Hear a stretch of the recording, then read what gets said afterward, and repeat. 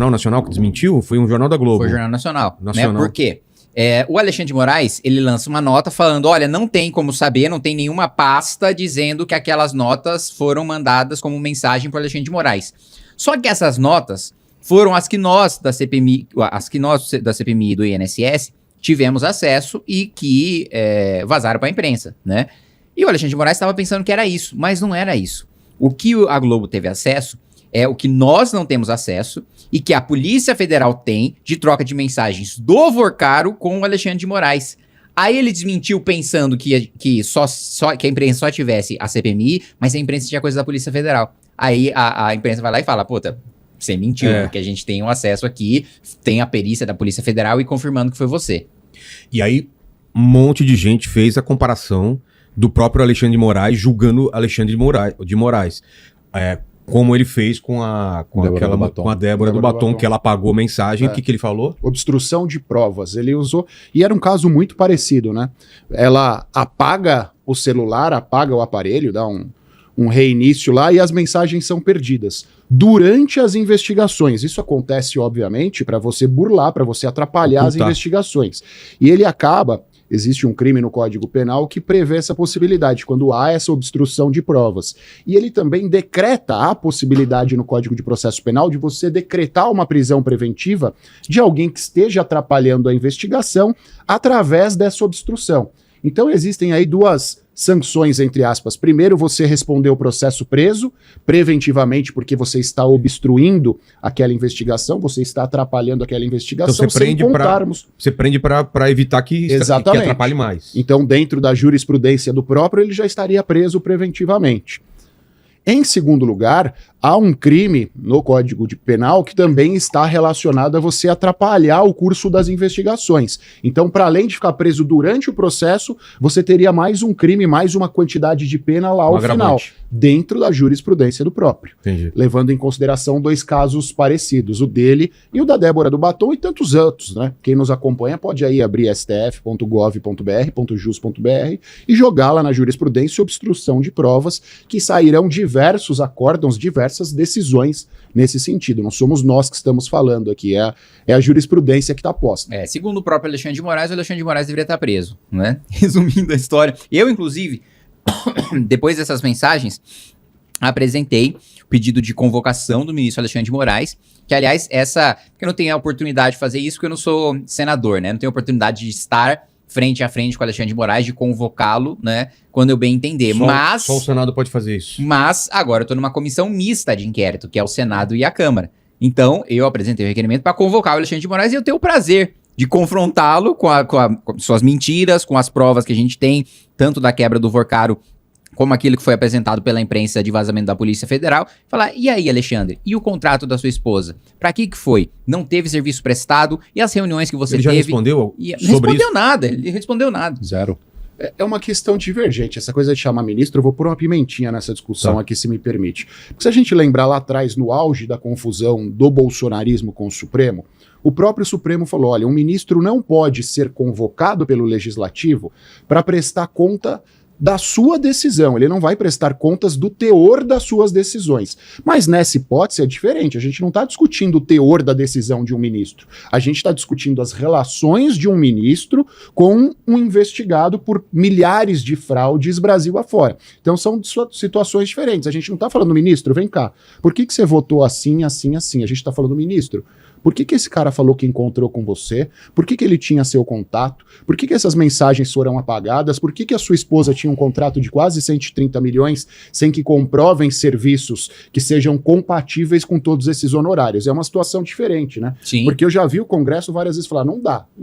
Não dá seguindo o fundamento que estava sendo utilizado. Assim, e a sua decisão? Não é a sua decisão. O ministro Alexandre de Moraes não deu nenhuma decisão sobre o Banco Master. É a sua conduta, gente quer fazer a sua conduta. Exatamente. Porque seria a mesma coisa. Porque nesse ponto, sobre teor de decisão, né, está correto não poder convocar ministro por teor de decisão, né? Porque aí você crime de hermenêutica, chama. Porque aí ele tem a interpretação da lei que ele dá a decisão com base na sua interpretação da lei, da mesma maneira como a gente, como parlamentar, não é obrigado a prestar contas na justiça, falando, por que você votou desse jeito? Eu votei porque eu quis.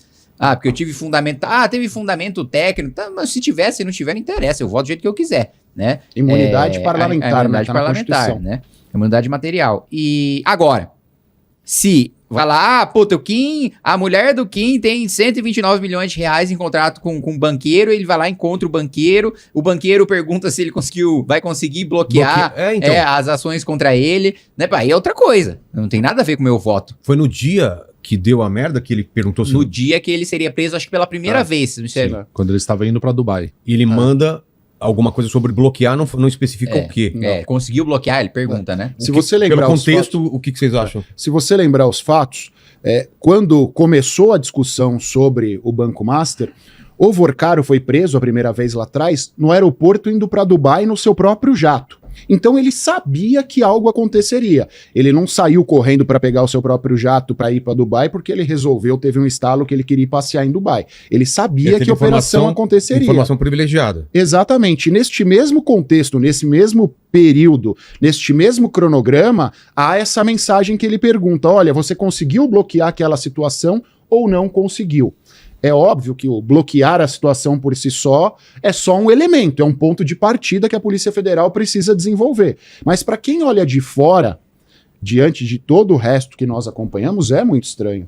No mesmo dia que ele estava fugindo, que ele sabia que algo aconteceria, ele manda uma mensagem para o ministro perguntando se algo foi bloqueado. Pelo menos dúvidas bastante razoáveis todo mundo tem em relação a isso. E a gente, enquanto sociedade, precisa de uma resposta. E tem ministro, o que é isso? Toda a questão prévia a questão a questão não é acusar o Alexandre de qualquer coisa, é só ter as explicações, tá? Você tá envolvido em várias coisas, seu nome tá citado, e aí? Qual é a tua versão? Porque ficar quieto não pode. Não dá, não tem condições. Exato. Porque... Vilela, você tá falando... né? Não, porque ficar quieto parece que é assim, vou deixar o negócio rolar, não é comigo, porque parece que não é com ele, né? Porque eu vou colocar 2 pontos aqui.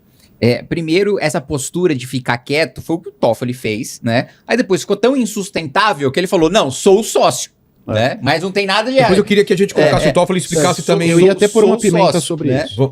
E o outro ponto que você falou, não se trata de acusar o Alexandre de Moraes. Olha, eu vou falar por mim, não pelo Vilela. Então, o Alexandre de Moraes, se for prender alguém, me prenda, não prenda o Vilela. É de acusar, assim, gente. Pelo amor de Deus. Alguém acha que o Alexandre de Moraes não tá envolvido no escândalo do Banco Master? O cara tem essas reuniões de feriado, junto com o Daniel Vorcaro, tem a troca de mensagens que ele coloca, coloca de visualização. É muita evidência, né, cara? Injustificável da mulher dele com 129 milhões de reais. E tem outro ponto. A quebra também mostrou o Vorcaro puto com o Diário do Centro do Mundo, que ele queria comprar por 100 mil reais. E o Diário do Centro do Mundo, inclusive, atacou o Banco Central a mando do Vorcaro. E aí teve uma matéria no DCM que ele não gostou, aí ele fala, vou foder esses caras, colocar no inquérito das fake news. Quem que é o relator? O Alexandre de Moraes. Ou seja, é o Vorcaro falando abertamente que ele tem influência no inquérito que o Alexandre usa pra perseguir adversário político. Então assim, me desculpa, da minha parte, tô acusando sim o ministro Alexandre de Moraes, tá envolvido no escândalo do Banco Master, e na minha avaliação, o Alexandre de Moraes tem que ser preso. Porque, assim, é tão evidente, é tão patente. É isso que eu ia falar, a acusação porque tem tantas evidências, tantas coisas que apontam pra ele, que realmente tem que ser investigado. E no caso de ser investigado, quem investiga? Mas posso pôr uma pimenta a Polícia nisso? Federal, como ela tá fazendo, e quem denuncia é a Procuradoria-Geral da República. A minha avaliação, que tem uma briga institucional agora, né? A Polícia Federal. E no ano de eleição, né? A Polícia Federal tá vazando coisas, por quê? Porque o único instrumento que ela tem pra fazer a investigação sobreviver é ter pressão popular e repercussão na opinião pública. Porque se depender da PGR, não vai andar nada. Se depender do Davi Alcolumbre, não vai andar nada. Explica pro pessoal por que se depender da PGR não vai andar. Porque a Procuradoria-Geral da República tem uma relação muito próxima com os ministros do Supremo, né? O Paulo Gonet, ele é um procurador muito próximo dos ministros do Supremo. Inclusive, ele deu um parecer contrário à decisão do André Mendonça, salvo engano, de prender o Vorcaro. Foi isso que a PGR deu parecer contrário. Então, olha só, o órgão acusador, com tantas provas de que o Daniel... Com mensagem do Daniel Vorcaro dizendo que tem capanga pra quebrar jornalista fingindo que é assalto, com esse nível de prova de que ele é um gangster...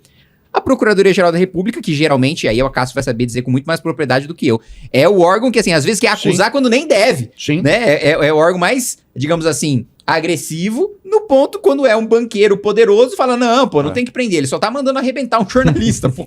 Cara, coisa de máfia. A desculpa é que o André Mendonça deu 72 horas pra PGR se manifestar, e eles falam, não, é muita coisa pra ver aqui, 72 horas não dá tempo. Meu amigo, se você vê dois fragmentos de todo o contexto, eles olhariam ali e falar, não, realmente é para prisão. Você não precisa olhar tudo e ter uma certeza maravilhosa. Não, são justamente os fatos que conduzem a isso. Então não tem como a PGR falar, não, 72 horas eu não consigo manifestar. Isso é uma loucura. Eu acho que são 2 pontos aqui. Primeiro, a PGR. O Procurador-Geral da República é nomeado, apesar de ser um procurador federal de carreira, ele é nomeado pelo presidente da República, é submetido a uma sabatina no Senado na mesma dinâmica, numa dinâmica muito parecida com os ministros do Supremo Tribunal Federal. E até, se a gente olha para a sessão plenária do Supremo, é algo visual, mas é muito simbólico, o Procurador-Geral da República fica sentado ao lado do presidente do Supremo, vestindo uma toga muito parecida com a deles. Então há um convívio próximo e diário do Procurador-Geral da República com os ministros do Supremo Tribunal Federal. Em segundo lugar, o Procurador-Geral da República e os promotores de justiça Brasil afora, o nome, promotor de justiça, eles não deveriam ser promotores de acusação. Eles deveriam fazer uma análise do contexto judicial, jurídico e tomarem um posicionamento a favor da sociedade ou a favor daquele que é investigado. Mas não é. Quem vive o direito no dia a dia sabe isso. Eles são muito mais promotores de acusação do que promotores de justiça propriamente. E aí, de repente, aparece um caso como esse, com uma robustez de provas enorme. Ele vai lá e fala, não, mas talvez não seja o caso.